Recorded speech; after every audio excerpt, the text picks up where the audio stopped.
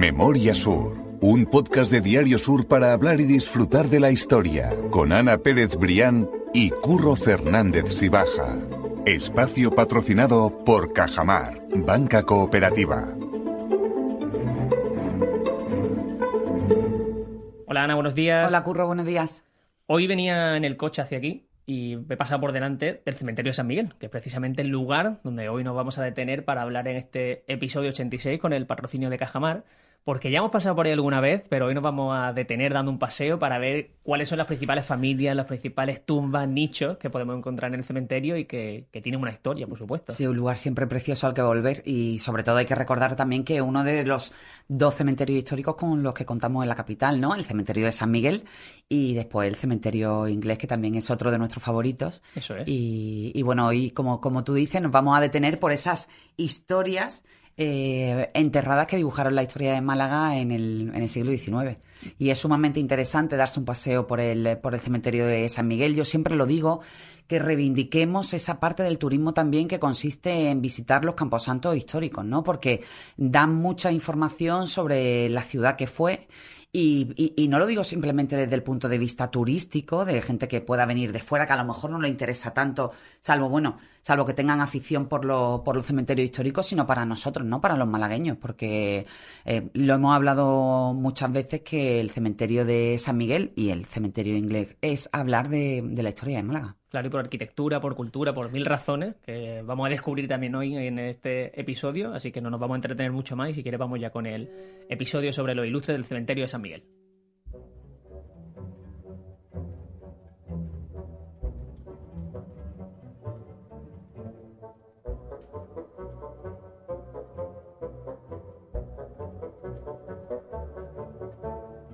Antes, si quieres, vamos a poner un poco de contexto, Ana, porque sabemos que el cementerio de San Miguel se inaugura en el año 1810 y lo hace por una necesidad de la ciudad.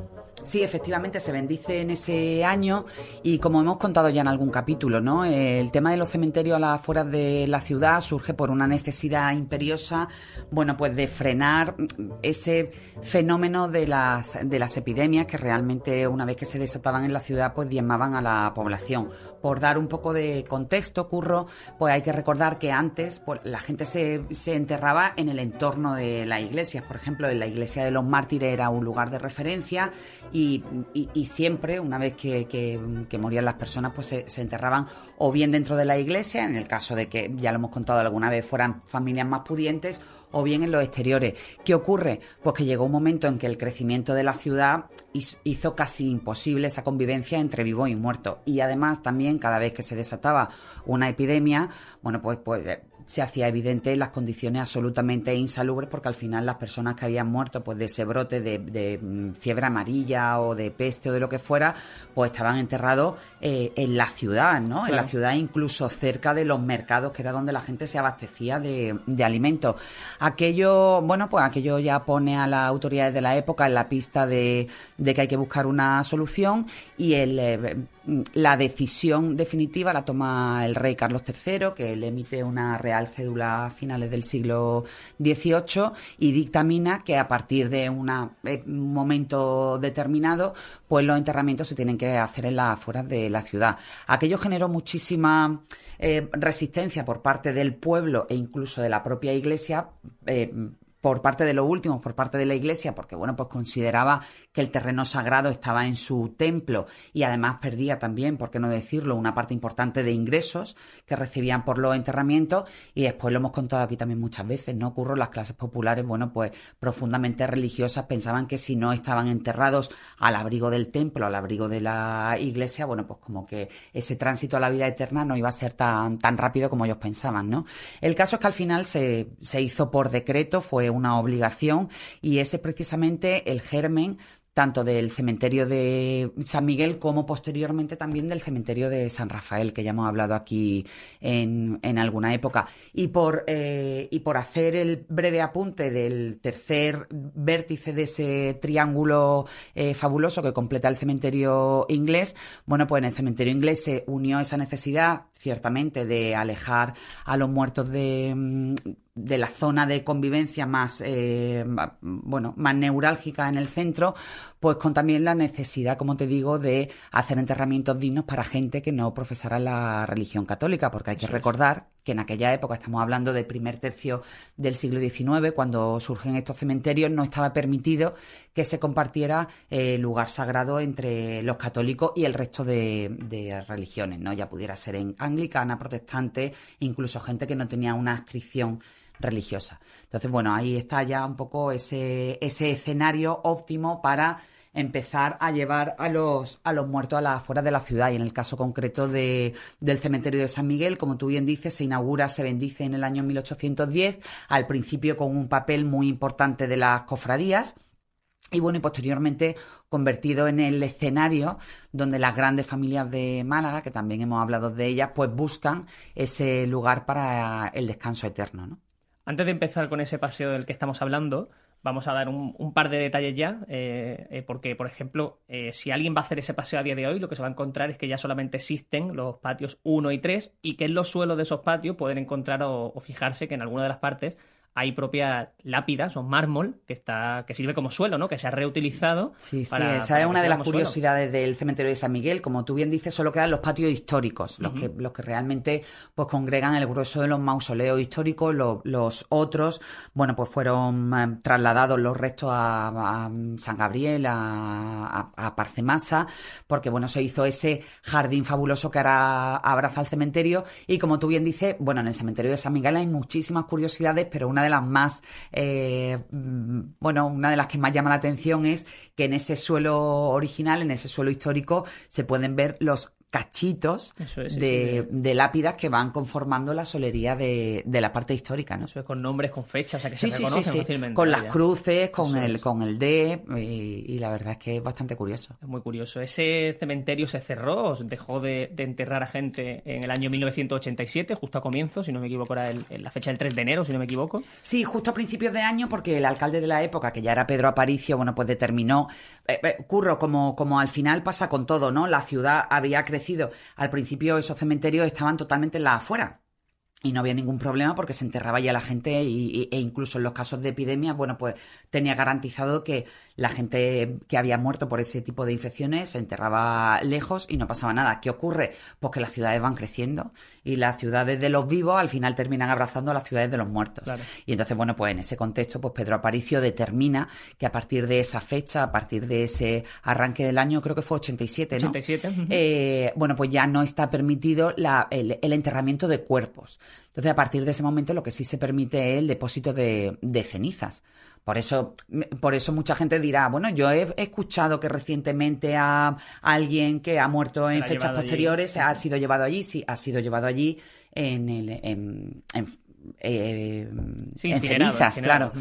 Cremado, por ejemplo, en el cementerio de Inglés, uno de los últimos enterramientos que recuerdo es el del dramaturgo Miguel Romero Esteo, que fue depositado en ceniza, y por ejemplo en el cementerio de San Miguel, también uno de los ilustres más recientes que falleció, que fue Alfonso Canales Pérez, cuyas cenizas están en el panteón de los malagueños ilustres, ¿no? Pero ya no en cuerpo, sino fue cremado y depositado allí en el cementerio de San Miguel. Vamos a ver que hay muchos personajes ilustres, muchas de las familias de las que hemos hablado en el podcast, y vamos a hacer, si quieres, esa primera parada en uno de los panteones que acogen los restos de muchos de los personajes que hemos hablado, que es precisamente de la familia Heredia. O sea que ahí vamos a encontrar una de las principales paradas y puntos de interés en este cementerio de San Miguel. Si quiere, empezamos por la historia de Manuel Agustín Heredia como patriarca y como figura relevante en esa... Como gran patriarca de aquel legado. Bueno, pues efectivamente Manuel Agustín Heredia y su mujer Isabel Livermore Sala están enterrados en la zona neurálgica del cementerio. Ellos, bueno, pues encargaron su mausoleo, que es un mausoleo maravilloso. Desde aquí animo a la gente a que visite el cementerio, a que se lo patee, ¿no? Como quien dice. Entonces, bueno, pues el mausoleo central de los Heredia, con esa tumba en mármol de Carrara, que es maravillosa, que acoge los restos de Manuel Agustín Heredia y de su mujer. Como te digo, esta es una zona anexa a la capilla del cementerio de San Miguel. Y bueno, y ahí, como tú bien dices, está el patriarca, el iniciador de esa saga de industriales. Y después hay dos lápidas a derecha y a izquierda, pues que precisamente recogen los restos de otros personajes de los que hemos hablado aquí en el podcast, ¿no? Por una parte, Manuel Heredia Livermore, que fue el primer hijo o el primer hijo varón, el depositario, el heredero de aquellos negocios, que se casó con Trinidad Grun, que está enterrada junto a su marido, y al otro lado está Tomás, el otro hijo, con su mujer, que era Julia Grun, precisamente hermana de Trinidad Grun, ¿no? Que eran dos hermanos casados con dos hermanas. Con dos hermanas, exactamente. Hay que recordar simplemente que Manuel Agustín Heredia era un comerciante que hizo muchísimo dinero en esa Málaga y que dio sentido a toda esa Málaga industrial que, como siempre decimos, fue mucho más importante que, por ejemplo, la industria que había en el País Vasco. En el País Vasco, sí, él vino lo hemos hablado también en otras ocasiones del podcast, ¿no? Él vino del Valle de Cameros, de La Rioja. Él fue el primero que llegó aquí a finales del siglo XVIII. Empezó con un pequeño,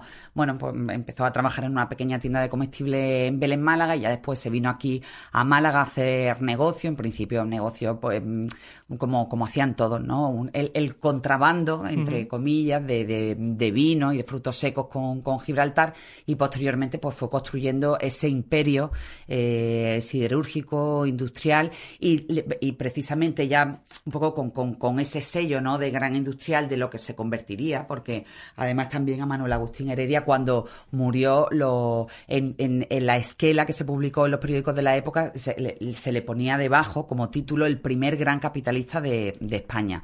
Bueno, pues ya con ese sello, cuando llegó a Málaga, pues las puertas de la sociedad, de la gran sociedad de la época, que se le abrieron por matrimonio, fue precisamente cuando se casó con Isabel Livermore Sala, que era una de las 6 hijas de Tomás Livermore, que era también otro comerciante muy, muy conocido, y ahí se unía, ¿no?, el talento empresarial con el brillo social, y aquello convirtió a la pareja rápidamente pues en una referencia imprescindible de lugares emblemáticos como la Alameda, ¿no?, que también hemos hablado en alguna ocasión en el podcast de ese crisol fabuloso de burguesía, de comerciantes, de industriales que se dieron cita en la Alameda a final del siglo XIX, no, porque Manuel Agustín Heredia fue uno de los primeros, está en el arranque del siglo XVIII, de hecho él muere a mitad del siglo XVIII, pero también de los que posteriormente fueron llegando, ¿no? Y muchos de ellos, Curro, de ese pequeño lugar de La Rioja, de ese Valle de Cameros. Eso es, de ese Valle de Cameros que ha dado tantas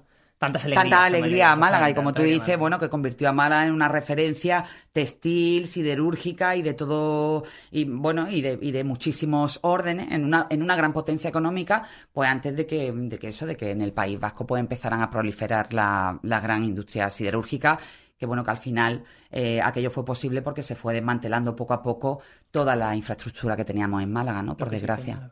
Así es. Hemos dicho que en ese panteón vamos a encontrar más personajes. Tú ya has dicho Trinidad Grun, que es otro de los personajes importantes en esa Málaga y del que hemos hablado en más de un capítulo, porque siempre es una mujer que es muy interesante y que era una mujer que se dedicó a dar todo lo que tenía y más para poder ayudar después de una vida bastante desgraciada o con episodios bastante desgraciados. Sí, ella fue una mujer, con un origen burgués, porque ella nació en Sevilla, el padre era cónsul de Prusia, pero bueno, por una serie de circunstancias del destino, el padre se tiene que exiliar y decide enviar a su mujer y a sus hijas a Málaga, porque ya se hablaba de Málaga como lugar de oportunidades para que se casaran bien, ¿no? Y para garantizar un poco la supervivencia lo hemos hablado también en estos podcasts, que aquello se asumía como una manera de garantizar la buena posición de las hijas. Entonces, bueno, pues Trinidad Grun y su hermana Julia se casan, además se casan el mismo día con los hermanos Tomás,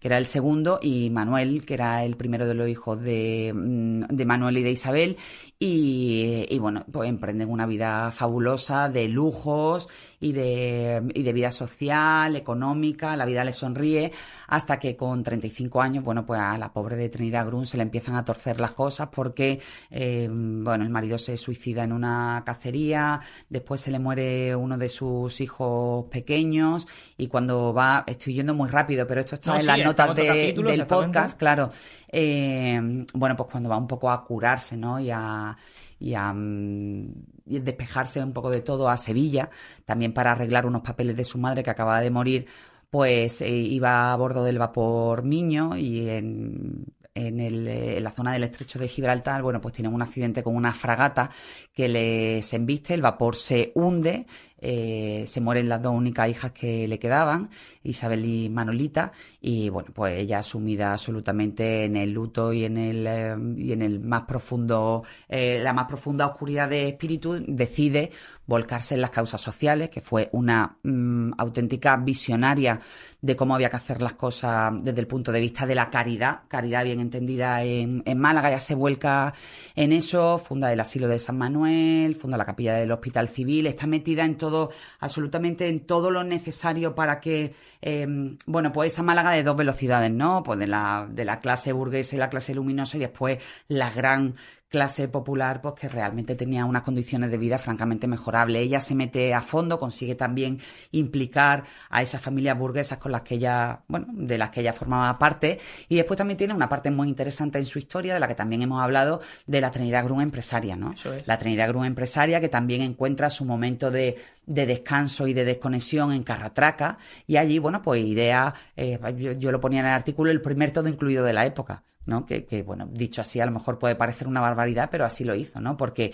ella ideó ese sistema del balneario de Carratraca, de la entrada a ese lugar de baños, donde iban sus amigos burgueses y allí, lógicamente, a los 3 días se aburrían, con una entrada y una visita y un paseo por la cueva de Ardales que ella adquirió y fue la primera cueva que se explotó de manera turística en España. Bueno, y allí ella hizo un pequeño ecosistema en la zona de Carratraca y de Ardales, pues que le dio un lustre al pueblo en aquella mitad del siglo XIX que fue absolutamente esplendoroso, ¿no? Bueno, eso desde luego es una mujer absolutamente completa que además supo darle un giro a su vida en el sentido de que no fue una mujer amargada y no fue una mujer resentida con el futuro que le había tocado, con la vida que le había tocado vivir, sino que ella, bueno, supo estar agradecida porque al final estaba viva, era una mujer además también hay que decirlo de profundas creencias religiosas y bueno, y pues supo darle la vuelta a aquello y realmente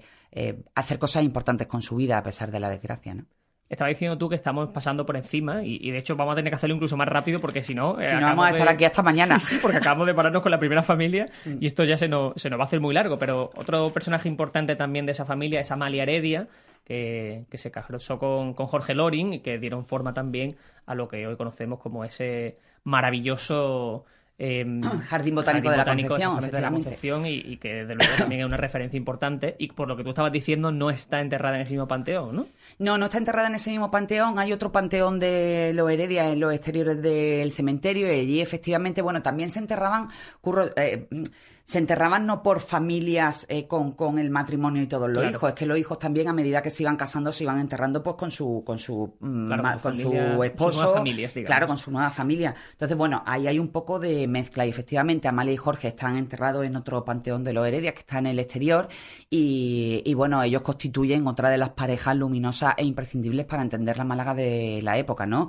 Ellos al principio vivieron en esa zona de la Alameda y posteriormente ya una vez casados pues adquirieron esa fabulosa finca de la Concepción que convirtieron en un epicentro cultural con el Museo Loringiano, con la adquisición de la Ley Flavia Malacitana, también botánico, porque ellos en su viaje de novios por toda Europa, bueno, pues se trajeron muchísimas especies exóticas que fueron conociendo, se trajeron también a un jardinero francés que se encargó de que aquello floreciera, y nunca mejor dicho, ¿no? Y después también fue un epicentro indudablemente político. Se dice que en los jardines de la Concepción, en ese velador maravilloso de forja que estaba precisamente fabricado en la siderurgia de los Heredia, pues se celebraban auténticos consejos de ministros, ¿no? Con Antonio Cánovas del Castillo, bueno, y con toda esa clase política que realmente a la que le hacía caso era Amalia. O sea, no es que no le hiciera caso a Jorge Loring, pero me refiero que Amalia fue una mujer que brilló por méritos propios y que no se limitó a ser mujer de... sino que realmente ella tuvo una importancia de manera absolutamente independiente en la Málaga de la época. Allí también, como te digo, en ese panteón hay otras personas que son realmente importantes para la historia de Málaga, como Rafael Benjumea, el conde del Guadalhorce, que tenemos que contar la historia de este gran hombre, de este hombre imprescindible en otros podcasts. Lo haremos seguro. Ya para la tercera temporada, porque ya tenemos diseñado todo el final de esta segunda ya temporada. Lo tenemos todo organizado. Eso, ya está todo organizado, pero lo haremos, me queda prometido.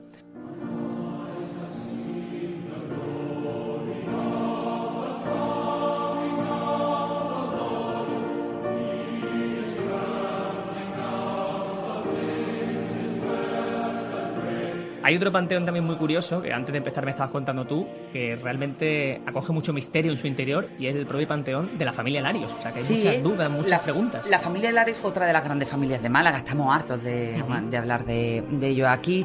Y bueno, y a pesar de que muchos puedan pensar que ahí están enterrados los grandes Larios, como en el caso de los Heredia, que ahí está Manuel Agustín y su mujer, ¿no?, que son esos iniciadores de la saga, no está enterrada allí toda la familia Larios. De hecho, tampoco es un secreto que la relación de la familia Larios con Málaga se deterioró mucho con el paso de los años por causa de aquella revolución, de la revolución de 1868, que obligó a los Larios que vivían aquí a huir por los tejados de su palacio en ese arranque de calle Larios, porque fue asaltado por sus propios trabajadores, lo incendiaron y ellos ya se tuvieron que exiliar de Málaga a Gibraltar y de ahí a Londres y posteriormente a París. Aquello sí que marca el desapego de la familia Larios con Málaga, que de hecho hay que recordar que no hay ningún miembro de la familia Larios en la inauguración de la calle, que se inaugura unos años después. Estamos hablando de la Revolución, 1868, la inauguración de calle Larios fue en 1891 y aquello también, como te digo, marca ese desapego y marca también la presencia de la familia Larios en Málaga desde el punto de vista de los enterramientos, ¿no? Por ejemplo, Martín Larios y Herreros, que fue el primer Larios que realmente hizo algo importante en Málaga, porque él vino con su padre Pablo Larios, pero el primero que realmente se estableció en Málaga y empezó a crecer fue Martín. Él no está enterrado en ese panteón de los Larios. Él fallece en París y él deja dicho que quiere que se le entierre en la capilla de las Hermanitas de los Pobres. Hay que recordar que precisamente ese asilo de las Hermanitas de los Pobres fue uno de los grandes legados de la familia Larios a Málaga, ¿no? Y que también se inaugura una vez que la familia Larios ya está fuera, ¿no? Entonces, pues sí que es cierto que existía un vínculo especial de Martín y de parte de su familia con las Hermanitas de los Pobres, y él deja dicho que una vez que muera, pues quiere que sea enterrado allí. De hecho, Martín y Manuel Domingo, ellos mueren en París, y en el caso concreto de Martín, no está en el cementerio de San Miguel, sino en el asilo, en la capilla del asilo. Y y después sí que es cierto que hay otros miembros de la familia Larios que están enterrados en ese panteón, pero no se puede decir que sea similar al caso de los Heredia, donde están todos los grandes que fueron directamente allí, tanto los Heredias como los grandes personajes con los que se fueron casando y haciendo alianzas, ¿no?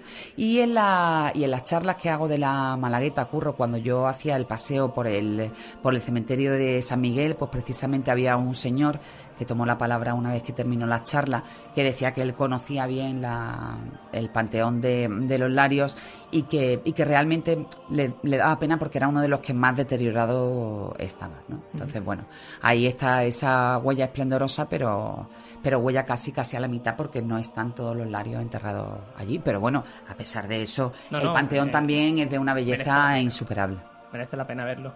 Martín Larios, por ponerlo sobre el mapa, es el padre del que encontramos en la estatua de... Justo, el padre de Manuel Agustín Larios. Domingo, y Larios, ¿no? Perdona, sí, es que ya me lío con Manuel Agustín Heredia, Manuel Domingo Larios y Larios, efectivamente, que es el segundo marqués de Larios, y el que está en la estatua. Martín Larios y Herreros, su padre, que precisamente viene también del Valle de Cameros. Del Valle de Cameros, en la Rioja. Hay también un personaje que a día de hoy no está en el cementerio de San Miguel, pero que sí pasó un tiempo por ahí, quizás por eso también es interesante comentarlo por lo menos, y es el propio Torrijos. O sea, la figura también de esa lucha, de esa defensa es Málaga, quizás el imaginario que todos tenemos como esa lucha de la causa liberal, exactamente, es precisamente Torrijos, que pasó un tiempo en ese cementerio de San Miguel también. Pues sí, porque muchas veces decimos que los grandes acontecimientos hay que mirarlos con los ojos de la historia, ¿no? Entonces, bueno, pues poner un poco de contexto, Torrijos y sus hombres, esos 48 valientes que le ayudaron en la causa liberal, están enterrados bajo el obelisco de la Plaza de la Merced, pero no siempre fue así, porque hay que recordar que ellos fueron ajusticiados el 11 de diciembre de 1831 en las playas de San Andrés por orden de Fernando VII, y precisamente hasta que no terminó ese reinado de Fernando VII no se les pudo rendir los honores que merecían en ese obelisco de la Plaza de la Merced. Entonces, bueno, una vez ajusticiados, en las playas fueron trasladados sus restos al cementerio de San Miguel, tanto el de Torrijos como el de sus generales de confianza, López Pinto, Flores Calderón y los otros hombres que sí fueron depositados en una fosa común. Torrijos y sus 2 generales fueron conducidos directamente a un nicho de la familia Torrijos, y Robert Boyd, que conecta con el cementerio inglés de Málaga, fue llevado al cementerio inglés de Málaga y fue el primer enterramiento muy conocido de aquel camposanto anglicano, para no llevárselo a la playa, ¿no? Que era realmente el lugar donde eran conducidos por las personas, como hemos dicho antes, que no profesaban la religión católica. El hecho es que, bueno, que Torrijos y sus hombres se tiran allí unos años hasta que termina el reinado de Fernando VII, entra la regencia de María Cristina y realmente se les puede dar un enterramiento a la altura de lo que merecen, ¿no? Y a la altura del legado que hicieron posible. Creo que la inauguración del obelisco fue unos años después, en torno a 1842, dejan libre ese nicho y casualmente, bueno, pues en ese tiempo hay gente que dice que fue exactamente el mismo día que fueron trasladados, muere en Málaga el padre Vicaría, que también hemos contado pues que fue el sacerdote que asiste espiritualmente a Torrijos y sus hombres en el convento del Carmen antes de ser ajusticiado. Y entonces, bueno, pues la mujer de Torrijos, Luisa Sáez de Viniegra, pide que por favor los restos del padre Vicaría ocupen el nicho que ha ocupado su marido hasta hacía nada, ¿no? Entonces, bueno, pues ese nicho que ocupó Torrijos ahora pues conserva los restos del padre Vicaría, que también es una persona de referencia en toda esa aventura liberal, ¿no? Sí, que se cierra también esa historia, ese círculo.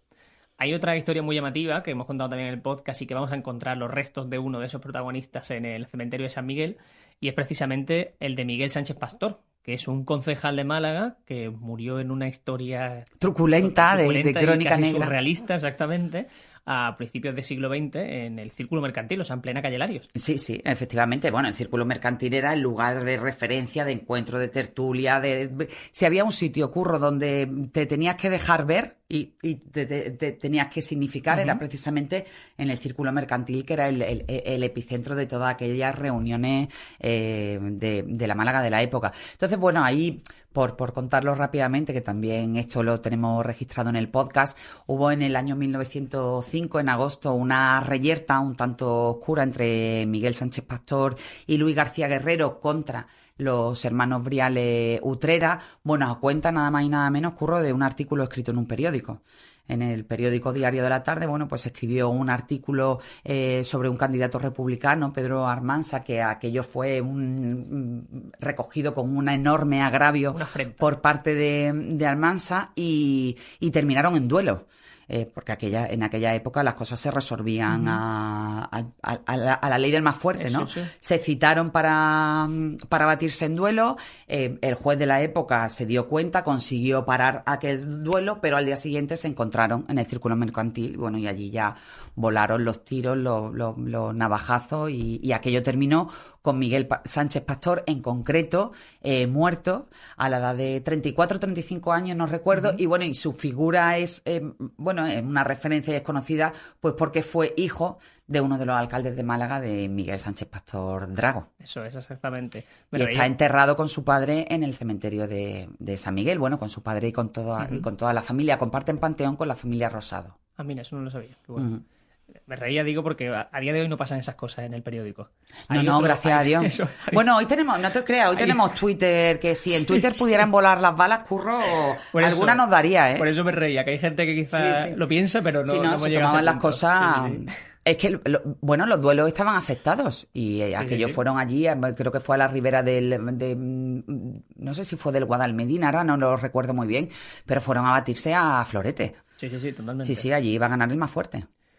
Hay más personajes relevantes de la Málaga más reciente, como por ejemplo Félix Sáenz, que seguro que mucha gente acaba recordando esos grandes Félix almacenes. Sáenz, el almacén de los malagueños, Eso también fue uno de los más rezagados, bueno, más rezagado lógicamente por fecha de nacimiento, que vino también de La Rioja, de Cameros. Exactamente, ya tenemos a Manuel Agustín Heredia, a Martín Larios y ahora también a Félix Sáenz, como todo ese triángulo que vino desde... Esplendoroso que vino a dar lustre a Málaga. A Málaga, pues precisamente Félix Sáenz también está enterrado. Que además es uno de los panteones más bonitos que hay en el cementerio de San Miguel. Está protegido de manera independiente. El cementerio de San Miguel es BIC, es decir, bien de interés cultural, con lo cual cualquier intervención allí está muy controlada y es un camposanto que está protegido en la máxima protección cultural. También el cementerio inglés lo es.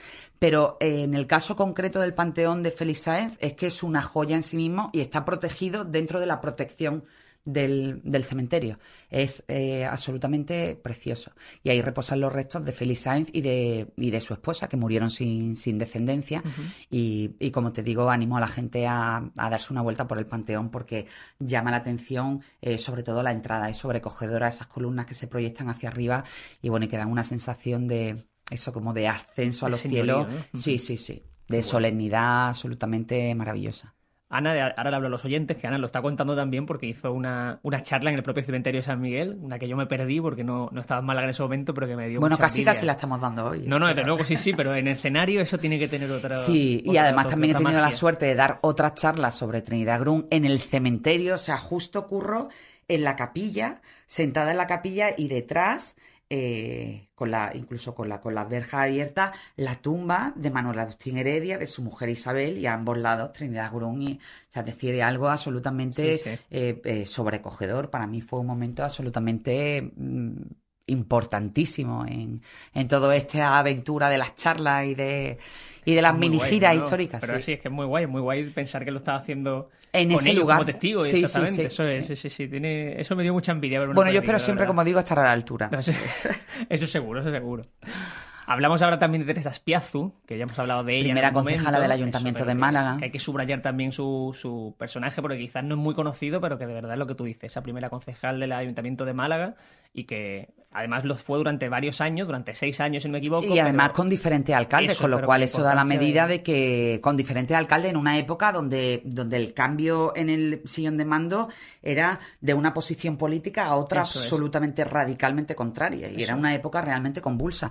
Y ella al final de su vida, ella fue maestra, de hecho fue directora de la Escuela Normal de Maestras, de las que hemos hablado antes en el podcast anterior, de las placas.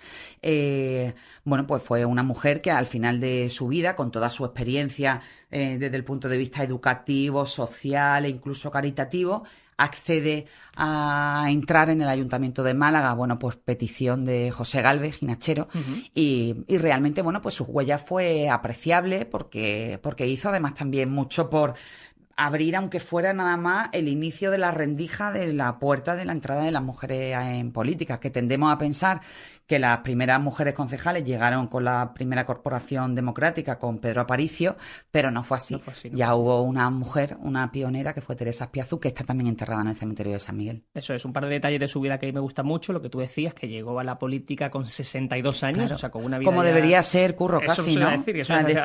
No la política como un medio, sino realmente como una herramienta, como una herramienta ya en el final de tu vida, lo ha hecho todo, tienes la experiencia, tienes los recursos, tiene esa manera absolutamente nítida de pensar y tú ya vas a prestar servicio al pueblo y no que el pueblo te lo preste a ti, bueno, como desgraciadamente hoy ocurre en muchas ocasiones, ¿no? Eso sí. Y ya por si fuera poco, además también promovió ese instituto malagueño para ciegos, sordomudos y anormales, que el título a día de hoy no se ve con los mismos ojos. Pero no se ve con los mismos ojos, pero se llamaban así. Eso fue un reconocimiento también en ese momento para el acceso a la educación de todos esos niños.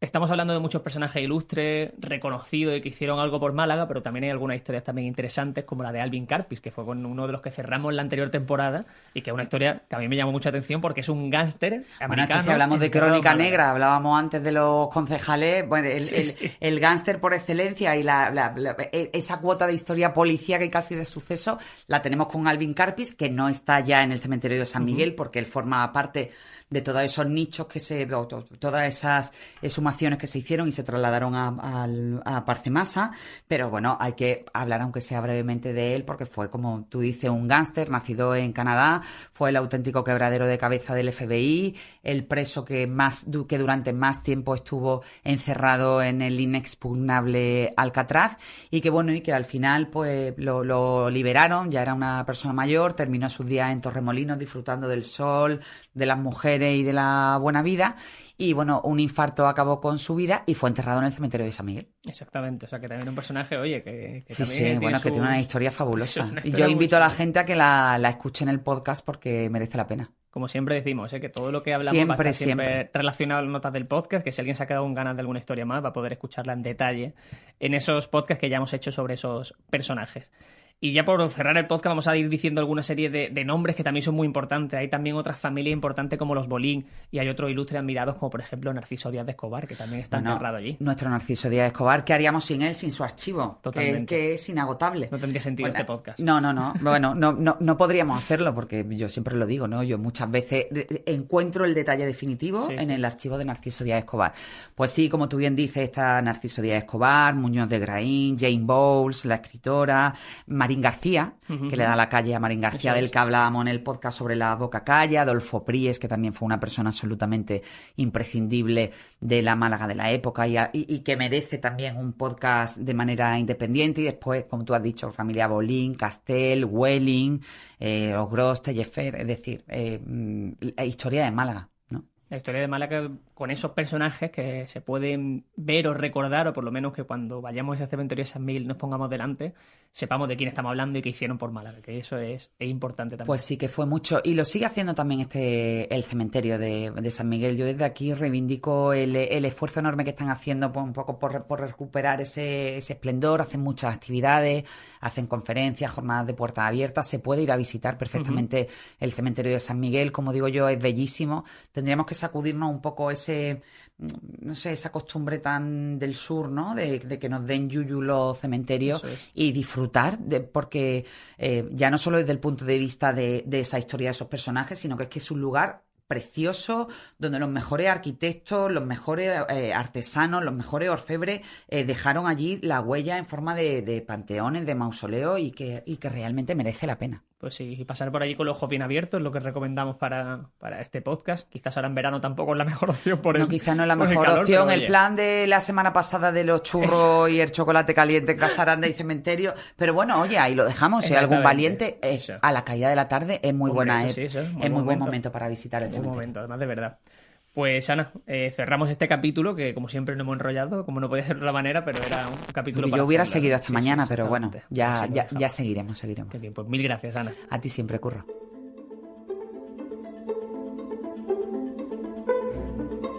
Memoria Sur es un podcast de Diario Sur. Escucha un nuevo episodio cada semana en iVoox, Spotify, Apple Podcasts y consulta las referencias de este episodio en diariosur.es.